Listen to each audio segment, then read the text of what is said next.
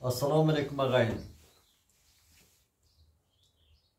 Hazır internette biz tarihte aytardan burunda bayağıda internet jelesinden kara görgöndөрüz aytalçı. Görgöndün engele kızıgı mında korrupsionerlerдің жаңы tipleri payda olmadı bizдің Kırgızstanda. Kayradan kança bu 7 başlı ağaçlarımızı 80-800 başlı ağaçlarını bizde bu yağından karmasa bu yağından ile bulamile gündele депутаттар деле талкуулап атат, тиришимдик фактыларды айтып, күнделе тиги взятка орусча айтканда пара берүү менен кармалып атат. Кыргыз ичи өзү чирип бүткөн экен да таңгыр. Кыргыз коомчулугундагы коомчулук эмес албетте, коомчулук каяктан акча болсун. Бүт кызматкерлери, кызматтык система, мамлекеттик кызматтык система чирип бүткөн экен да. Чекесинен кармасына чекесинен барып эле, эми жазаны өзгөртүү керек андай болсо. Жазалуunu өзгөртүү керек да. Менимче системаны түп табыр менен оңдоо болсо, бул көп баштуу ажыдар түгөнө турган түрү жок. Тиришимдик фактылар чыгып атат күнүгө, элдин кыжырына тийипчи. Курган эл күнүгө базарга чапкылап, күндө турмушу менен алек болуп атат. А биякта болсо жатып алып акча жегендердин саны андан да көп, пара алгандардын саны андан да көп. Эми кым кут эле болуп атат айланайын. Анан кийин эми дагы эмне, мынабу Кошалиев мырзанын баягында кеп кылдык эле, Кадыр Кошалиев атактуу курултай лидери, курултайчы барып журналист катары биздин качкын бозгун президенттерден интервьюларды ала баштаганы. Ал биринчи жолу Акаевден алган экен, анан негедир аны катып жатып, анан экинчи жолу алганын тиги Бакиевден алганын биринчи чыгарып ийип атат. Ошол элдин реакциясын билели дегени го. Анан эл абдан кыжырланып өзү төмө сөз болуп атпайбы? Карама каршы элди буза турган болду Кошалиев. Кайдагы бир чуунун башын чыгарып. Аларга бүтүн чыкканда, болгондо эл баасын берген өзү. Анан эле барып эле чукулап эле, эми алып келсеңер Бакиевди алып келип, мына азыркы генералдуу прокурор Зулушев мыкты айткан экен, Бакиев өзү айтып атпайбы? Курманкул Зулушев айтыптыр, духу келсе келип сурак бере берсин деп. Абдан мыкты айткан экен. Мына Курманкул мырза. Чын эле келсе, духу жессе, ким кой деп атат, келип суракты берсин. Акаев деле былтыр келбедиби? Бирок ал киши президент айтып койгон үчүн ал киши жөнүндө негедир сурак болгон жок. Сурак болуш керек болчу Акаев. Жүдө сурак болуш керек болчу Акаевдин үстүнөн. Ал эл деген бар, журт деген бар да.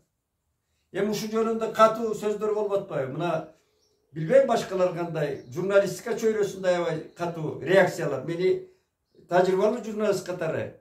Мына баягы Гамзатов айткандай, карт түлкүдөй кулак төшөп байкасам абдан уучу сөз көп болуп атат. Эми мына Акаев бүгүн Акаевди кой бериптир, кечөтөн кой берди го, YouTube'га кой бербеди Кадыр. Аны катып жатып, анан элдин реакциясы чуулдаганда муну мурдалды менен анан кийин муну иштегичекти тиги Бакиев YouTube'га салып жибериптир деп, анан мына деп башты айландырып, анан бүгүн кой берди. Эми Акаевдин көп жолу интервьюсун окугам, көргөм. Бекен Назаралиев мына Жаңы Ордонун редактору дагы барып, экөөнөн тең интервью алып келген. Ал Бекендин интервьюсу абдан кызык. Ал майда чүйдөсүнө чейин ал кылдат, мына журналисттер ошондой изилдейт. Анан Кошалиевге окшоп эле суроону берип коюп эле, анан өзү эле кайра жооп бере бербейт. Жулуп алып эле, бул Кадыр мырза кайра эле оосуна жулуп алып өзү жооп берет экен. Кызык. Журналисттикке каяктан тарбияланган билбейм өзү. Мен мурда көңүл бербеп турмун, мында ушкан журналист болсун. Журналист деген даярданып, анан кагазга даярдап алып, анан ички туюм менен даярдап алып, анан программный суроолорду берет. Анан угат ошонун акырына чейин. Кадыр мырза оосуна жулуп алып эле, анан өзүнүн айтканын кайра айта баштайт. Анан кайра тиги адвокат болот. Мындай эмне деген ботко журналист өзү. Ушу кантип болсун. Анан эми Аскар Акаев жөнүндө мына жакында эле Венера Сагындык кызы, мына Азаттыктын кызы го, Азаттыкты иштеген болу керекчи Венера Сагындык кызы. Ба кыргызча айтканда тал төбөндөй интервью алган экен Акаевден. Акаев ошого мына ошол кыз, мына профессиональный журналистте ошол Венера Сагындык кызын айтса болот. Тим эле тап жылдырбай мыкты суроолорду берип атат. Акаев кайсартап жооп бере албай атат. Кантип жооп берет Акаев? Мына мен мисал келтирип коеюн. Абир жөнүндө айтып атса, жанагы илгерки birinchi mına mamlaket tonolgonun, talkalanganın, uğurdalganın tigiz şunday suroo berse, abirim taza, tonogon jana uğurdagan jokmun dep kaçkanlar жооп берип атат. Ay azamat be akem. Akeme, oştuk tuğanlar akeme. Can akeme, candı cep çıkıp ketip atat da. Mına. Emi kata getirmesi için de Venera жақсы суроо берди. Venera карындашыбыз.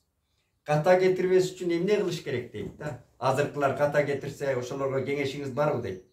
Kata getirip dur ondan kata getirmеш gerek deydi. Kata getirip dur ondan kata getirmese oşonda жақсы болот demiş da. Ada kata getiriveriş gerek eken da.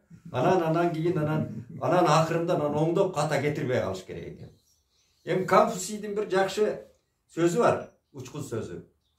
Çınığı katalık, boyun kalıp, oңдолбогон katalık degen. Kayran Konfutsiy. Bunu aytsa sonunu aytkanda. Moynunu alıp, anan oңдолбогон katalık. Buna Akaev'ti koşondoy da. Moynunu alıp, bir oңдолгон emес hiç. İlgeri aytpады böyle. Oyda ilamsırap bu işi söylөгөндө толкунданганда өзү жанагындай bir Kuday özü geçirsin emi zayıptarday olup yünün uşunday bir çiğildat çıkar giyet ko. Oy arba kursun manastın arba kurat 7. kavatka götürülüp geldi korrupsiyalar. Arba kurat silerdi manastın arba kurat dep ilamsıragan. Oşol kesti. Mına moynunu algan 7. kavatka çıktı dep korrupsiya. Biro oңдогон жок da. Mına Konfutsiy oşonu aytıyordu. Çınığı katalık moynunu alıp bana oңдолбогон katalık. Uşul çınığı katalık deydi.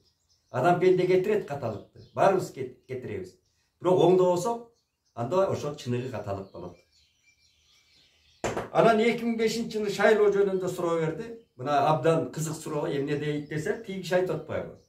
Siz emi ubagында эле ketip kalsanız жақсы болмок эле dese, жок. Men 2004 yılı ketem dep aytkam deyt. Men emki şaylоого barbayм dep. Anan tiygiz aytты. Kay жерден aytkansız men ukkan emesmin dese, жок мен aytkam аны далилдеп берем deyt. Жоқ да антип айткан эмес да.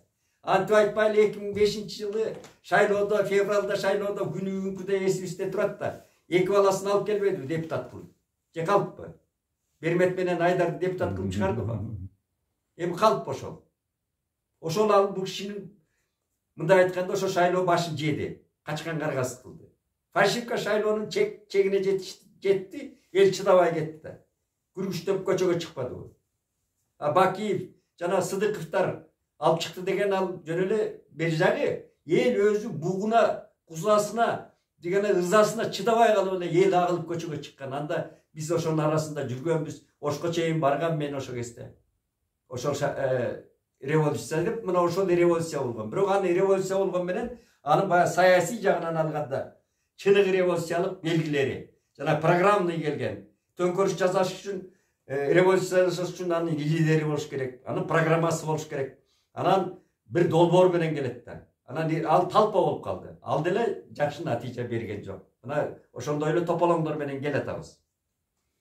Анан кайран киши суроо берип атат, Венеранын суроосун мен мына Кошалиевке салыштырып атам да. Күйөө балаңыз деп атат. Күйөө балаңыздын чуусу эмгичекте эл арасында айтылбайт. Ой, күйөө балам менен Айдар да жологон эмес, күйөө балам да жологон эмес. Ата чуш калып деп чыгып кетип атат. Мындай мен таң калам да ушу Аскар Акаевичтин мүнөздөрүнөчү.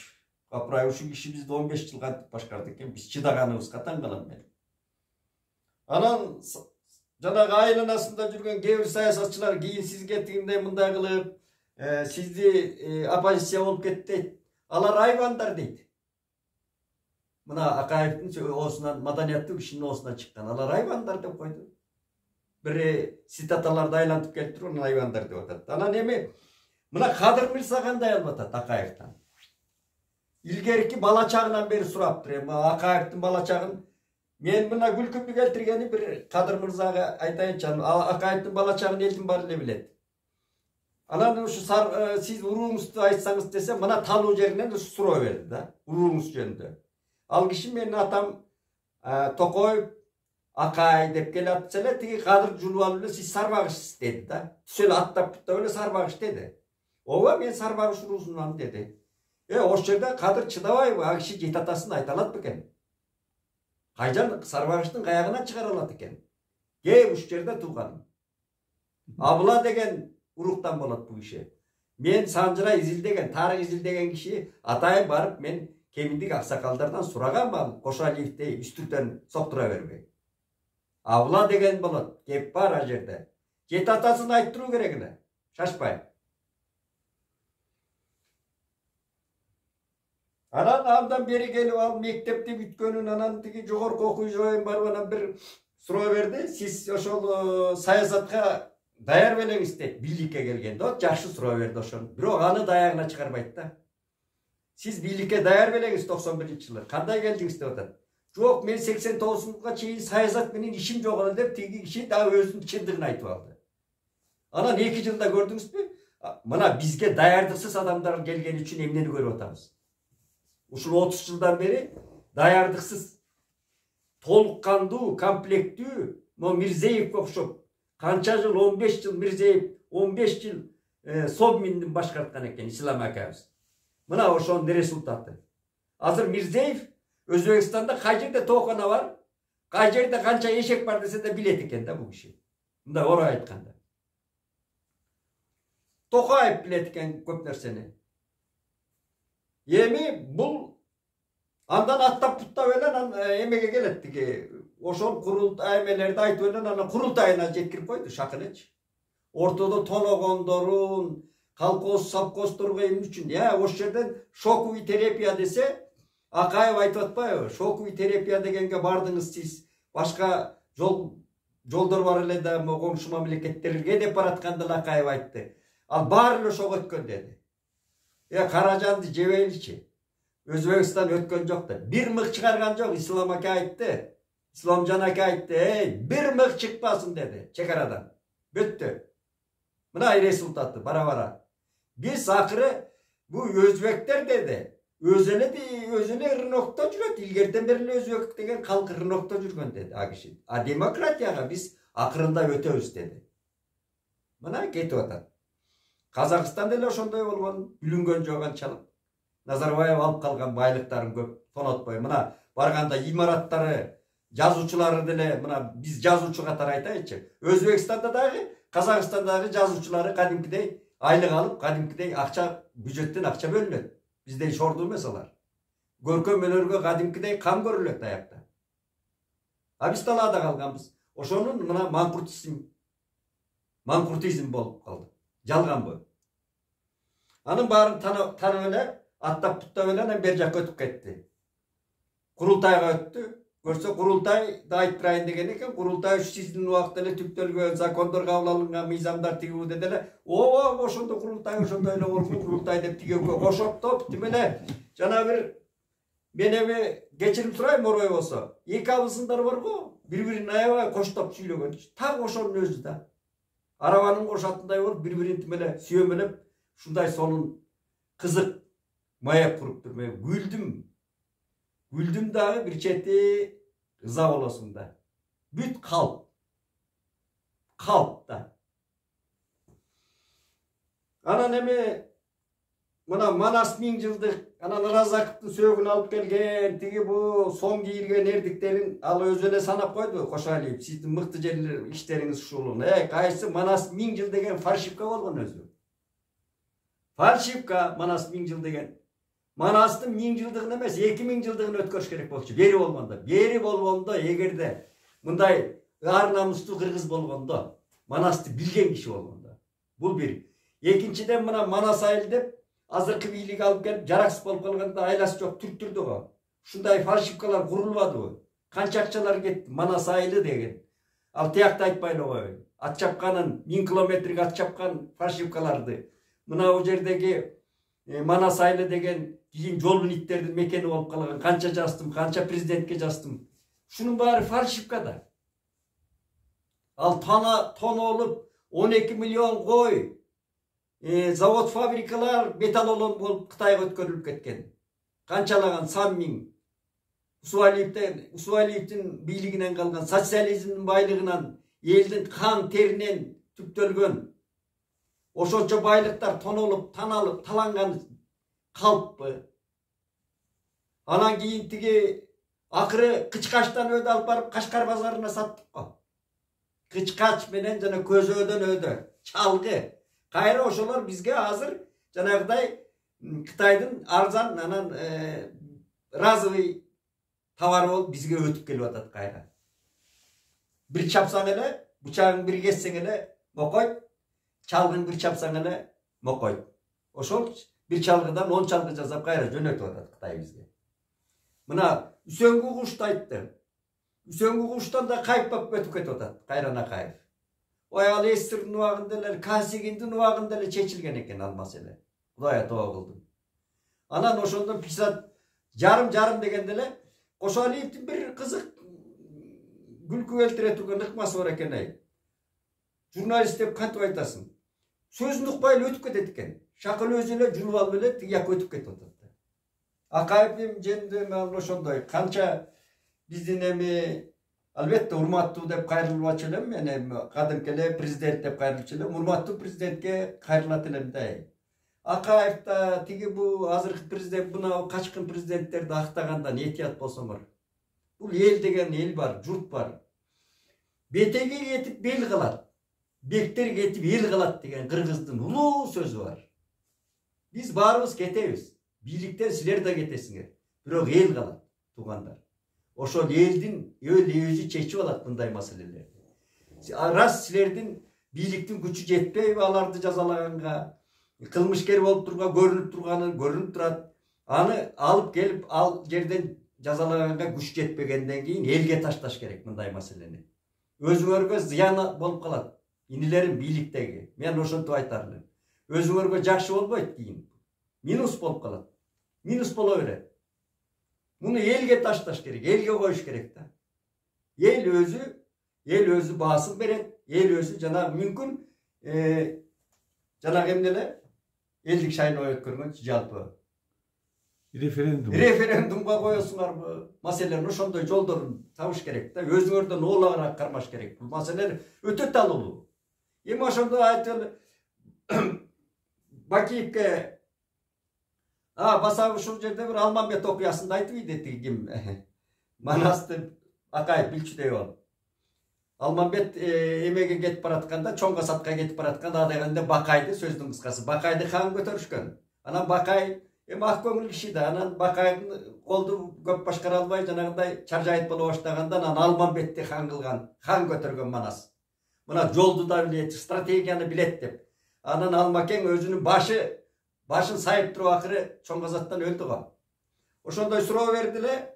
Almanbette uşul tigi bolup janagı ordun bilip, sizlerle biylike ошол ордуңузду Bakayday болуp, жана Bakay өзү жаңылыш келип алганда. Ошо сыяктуу сиздерle бийликке жаңылыш келдиңиз го дегенде бир кыйгап суроо берейин дедиле кызык. А киши окуяны ала качып эле тиги башка жакка өттү. Анан эң кызыгы Uşu jarımı azırkı attap putta öyle azırkı uçurga alıp geldi Akayev'di. Akayev'din gengeşi gerek eken. Akayev'din prognoztoru gerek eken. İmiş. Ema kişi jasasa jasayt ele uağı gelgen. Dem azır Akayev'din bizge gengeşinin ne gereği var? Al özünün ilimin jazayı vermeye bitiyaktan. Ulamanosup sıylıgını alıptır. Koş. Jakşın Akay iş jazaptır. Былтыр президент aga şans berdi. Alıp geldi. Daja haktap da jiberdi. Ana kanaymi gelse, janagı Kurman kız Zuluşup tuра айтат генералдуу прокурор. Kana duhu gelse жашап көрбөйбү көчөгө эйин эркин басып. Жашай албайт. Эми Bakiyevке келели. Bakиев андан мурун бердиле. Дагы бир жолу айтайын. Bakiev бийлиги келери менен кандуу башталганы калппы. Үсөн Кудай берген чымчыктай атылды го көчөдө. Бар туугандар. Аны кантип актайсыңар өзү? Ким актайт муну? Раз экономикада жылыш болду. Кытайды кыйраган автобустар ошондо келген. Ошондо эле жазгам мен. Консерва калай Кытайдын автобустары деп жазгам. Мына эмгичек сүйрөлүп жоголду. Анан эми бир туугандарым, балдарын алып келип Максимди мамлекеттин экономикалык башчысы кылып койду го оң колуна. Конституцияда жок. Мыйсамсыз. Анын баарын билебиз, билесиңер. Анан кантип актайсыңар?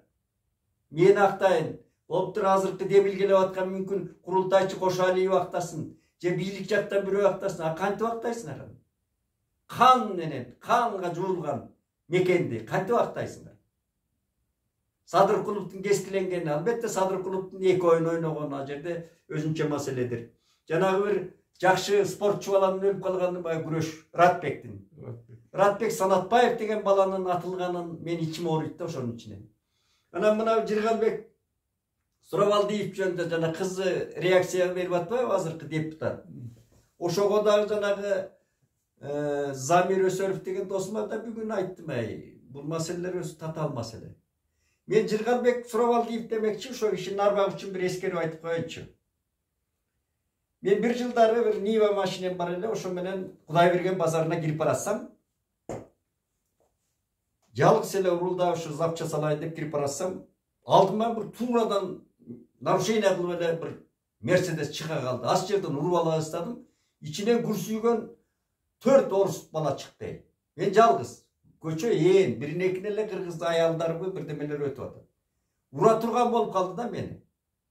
Тиреш, мен машинеден чыкпайм. Алар чык деп атат да. Аңкы чакта эле бир машина келип артыма токтоду. Ичинен бир кара, мындай азыр дагы жакшы эсимде турат, мындай далылуу киши түшүп келип эле бирөөнү урду. Урганда эле ал тиги оңкосуна түштү. Анан мен чыга калдым ба, бел байлап. Анан тигилер тапырап качты да. Орустар. Анан эле, байке, сиз ким болосуз десем эле колду силкип коюп эле кетти, машинеге түшүп эле. Көрсө ошо Жыргалбек Суравалдиев экен. Мен сурасам, Жыргалбек Суравалдиев деген ушул мына Кудайбергендин ээси деди да. Муну айтып жаткан себебим, кийин биз мынабы намысыбыздын кеткени орус мына эстердин убагында. Орустар бир кыргыз туруп атса, болушпай качып жоголчу. Качып жоголчу, мен көп көрдүм да. Кемде-кем эле болушчу да. Кыргызга болушкандан коркуп калган учур болгон. Орустардын учурунда. Мына ошол Жыргалбек байке келип туруп, бирөөнү ошол эктен эле урду. Ал киши спортсмен экен кийин сурасам. Тиги орустардан тааныйт окшойт, аны кынына кирип эле жоголду, куйругун тутчап эле. Анан мен ал кишиге барып, бир рахматын айтайын деп жүргүчөк деле, анан чак түштү, атылып кетти мына борбордон. Чак түштү, ит аткандай атты да. Бул мыйзам, бул Колумбияда болот мындай. Болгон кездерде. Куку-клансы деген Америкада да болгон. Куку-клансы деп бай эмелерди кийип алып чак түштү аткан. Гитлердин убагында болгон, еврейлерди чак түштү аткан. Анан биз демократиялык мамлекет деп Бакиев ишин баштап, кантип башталганда? Павлюк деген. Павлюк деген журналист сыргытынып өлдү. Андан бери санай берсем көп, менин Кудайберген, Жыргалбек Суравалдиев, Байаман Эркинбаев, Медет Садыркулов, Санжар Кадыралиев, Текебаевдин матрешка салынганычы, алда фальшивка, алдагы чуусу чыкпады беле. Анан генерал Исмаил Исаков деген байкебиз камалган ак жеринен, анан алайлыктар жол тосуп атып, аны куткарып чыгышты ошол. Канча деген эмелер көп да, бир туугандар келди, баары келди, Максим келди деп атпайм, биягым болсо берки башкарып атат. Анан кийин биз актайлы деп эле атабыз. Президент ошолорду чогулуп аракет кылып атат. Бул кишинин да ыкмасы бардыр мүмкүн. Мунасага келтирип кандайдыр. Кылмыш дегенди ордуна койбосо, мына бүгүнкүдөй кайра чыга берет. Жыландын башындай, улам ажыдардын башындай. Кылмышты деген ордуна ошол статья менен өзүнүн ордуна коюш керек. Зулушев айткандай, духу жетсе ак болсо келип акталыш керек бул жерде. Бул бир. Андан кийинки президенттерибиз деле алалычы. Кайсы жарыдык? Мен Роза Отунбаеванын эжеке капа болбосун, ал кишинин бийлигин тааныбайм мен. Мен ага шайлоого да барган эмесмин. Ал болбогон жана 14 революционер болуш баатырлардын чыгарганы. 1,5 жыл дүйнөдө жок практикада. Ошондо дагы жанагы эмеге салып, референдумга салып шайлап, дүйнөдө жок практика 1,5 жыл президент болуу деген. Ал эже дагы каталык кетирген ал жерден. Болсо өзү болуш керек болчу. Шайлоого мен мыйзамдуу барам. Мына ат салышалы деп эле. Андай болгон жок. Алар ичара сүйлөшүп алып, мыйзамды каалаганча бусуп, анан эже келген. Мен Роза Отунбаеваны тааныбайм. Андайын өтсөк, мына Атамбаев бийликке келгенде мен, ой, 87 баланын арба курат, Уурдабаев деп площадта, митингде, футболкачан туруп алып, өбөктө ыйлаганда, мен дагы ыйлагым келип, атаң көрүп бул эми жетишкен экенбиз. Мына адабиятчы келди, анча-мынча адабият каралашкан киши келди, эми жылгайт экенбиз. Тигибу деп мен Атамбаевдин көз жашы жана Манас деп, эпос жөнүндө. Манас атабыздагы Аккуладан ажыраганда чоң касатта көкүнүн жыттап ыйлаган жери бар. Ошону салыштырып анан толкунданып, мен дагы экиленип анан тиги серияларды жазгам. Атамбаевдин айылынан жолугушуусуна кошо барып, таанышып, түпкү тегиңизди жазалы. Тиги Разаковдон бери эле бизди ар кандай деп лидерлерибизди, Турдакун Суалиевди, Уйгур, Абсамат Базалиевди да мындай дейт, Такаевди калмак дейт. Анан эми Бакиевди мындай деген, Дунган деген сиздин ата тегиңизди жазалы. Мен ошол жерден айтсам, Дүйшен ушуну жөрөлө койбойсуңарбы деп агышып качкан. Кийин качкан экен көрсө. Көрдүңүзбү? Мен ушуну такымдасам, муну жөрөлө койолчу азыр козутпай, трайбализмди деп, ал так ата тегин билген киши айтпайбы, шакылдатып эле жет атам мындай болгон деп. Андан кийин ал Атамбаевдин эми жана 3 долбоору жөнүндө да кыска айтайын. Тез дагы. Мынабы датка кемин эмеси электро энергиялык эмеси системасы анан тетиги альтернатива жолу дагы өтө кооптуу болду да. Бүт акчаларды мына Кытайга бизди отургузуп кетти Атамбаев. Азыр биздин коопсуздугубуз экономикалык жактан Кытайга чоң ажыдардын алдында көз каранды болуп отурабыз. Өтө күмөн маселелер булар. Экинчи жанагы чечендин кылмышкер, кыргыздарды кордогон чеченди кандай чыгартып ийген. Ал өзү түптүс такмын деп атат, бирок кыргыздын намысын тебелеттип чыгартып ийди го. Мындай көп маселелер Атамбаевдин. Эми ал тиги акталган жок. Оорусуна байланыштуу кой берсе, киши оорубай эле жүрөт го, ар кай жерде эле Дубайда жүрөт дейт, тигинде жүрөт, мында жүрөт деп атат. Билбейм ал маселелер кандай. Андан Жээнбеков мырзага келели. Жээнбеков мырза басып жүрөт. Кош дейли. Бирок аныкы да шектүү көп нерселер элдин арасында айтылып атат. Аны жашырабыз. Пандемия учурунда келген миллиондор отчету жок эмичекти. Анын карзы канча, анын гранты канча, мына маселелер. Анан эми ушул мен кадырга ошонун баарын тарттырам деп аттыр, жанагы аалам, кыргыз ааламыбы. Анын эң жаман жери мага итиркейимди келтиргени. Кадыр мырза Саякбайды манас айттырып туруп анан жанагы кылмышкерлерге барып интервью алып атат. Саякбайдын орой айтканда Манас менен Саякбайдын балекетин ала аларың. Тарт колуңду Манасты колдонгонду, көрүнгөн жерге. Өзүң барып эркин журналист катары мендей ала бер. Бекен Назаралиевди алган, ошондой ала бергиниң эркин. Кытерге жармаштырбай аны. Эркин ала берди. Алар али тактан элек эл катары кылмышкер деп эсептелген кишилерди сен алып барып баарын баягы кой үстүнө жумуртка уялагандай кылып мемиретпегиниң. Биз деген аныстай иненин учунда отурган элбиз. Ине деген иголканын үстүндө карызда отурат кыргыз мамлекети. Анан актагандын дагы мындай сүйлөгөндө чеги болот тууганым. Ошону айтайын дедим.